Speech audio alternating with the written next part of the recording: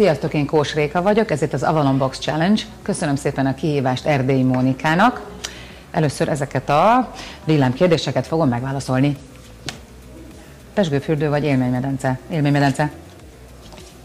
Pizza vagy tészta? Tészta. Lakosztály vagy rönkház? Rönkház. Hal vagy steak? Hal. Go-kart vagy e-bike? E-bike, e-bike, e-bike. Olvasás vagy mindenképpen olvasás? Jaj, nem tudjuk, hogy mi a olvasás vagy vízipipázás olvasás. Svédasztalos reggeli vagy à la carte vacsora? Svédasztalos reggeli. Tiramisu vagy krémes? Tiramisu. Meg krémes is. Szauna vagy gőzfürdő? Gőzfürdő. Sör vagy bor? Egyik se. Masszázs vagy erdei futás? Erdei futás. És akkor most jön élesben. Jaj! Hú, de gyorsan pereg. Mit jelent számodra vitorlázás? A csodát. A szabadságot. Szereted a diszkógömböt? Itt hülye kérdés. Nem. Mint tudod magad a leghamarabb felidegesíteni? Bármit. Igazából, ha komolyan akarok válaszolni, akkor ha hátráltatnak a munkámban, akkor azzal nagyon. A kedvenc mondataidat tetováltatod az alkarjaidra. Melyek ezek? Live and let live, vagyis élni és élni hagyni. Change is the only constant.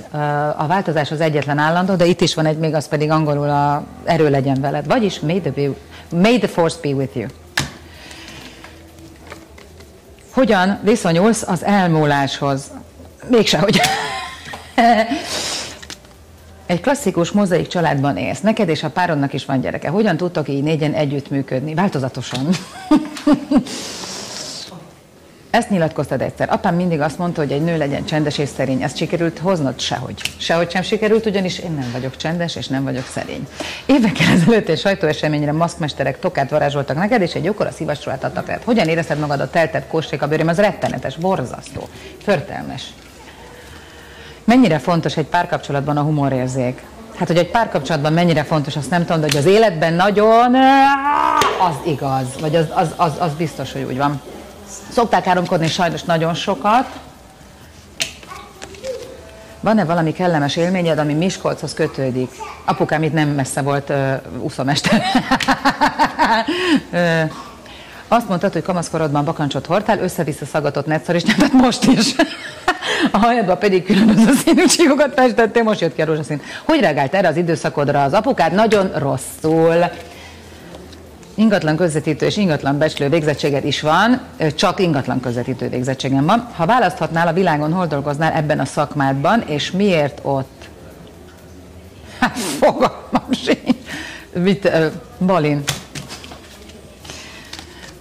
Az egyik bulvárlapban ez szerepelt. A hátam mögött úgy hívnak a test. Mire vonatkozik ez a mondat?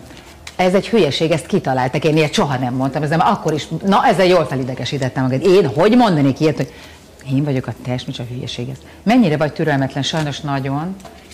Bár akik ismernek, azt mondják, hogy én türelmes vagyok, ezt nem értem. A sztárban nem szerettél volna apukád bőrébe bújni. Miért? Mert ez szerintem rettenetesen komolytalan és olcsó poén lett volna. Milyen szituációban érzed, hogy na most elégedett vagyok az életemmel? Én most elégedett vagyok az életemmel, úgyhogy most. Például dolgoztál külföldön is. Melyik volt a legemlékezetesebb külhoni történeted? Jesszus, amit rengeteg volt. Vége. Lementek a szemek. Ez volt az Avalon Box Challenge. Nagyon szépen köszönöm a lehetőséget, nagyon jól éreztem magam.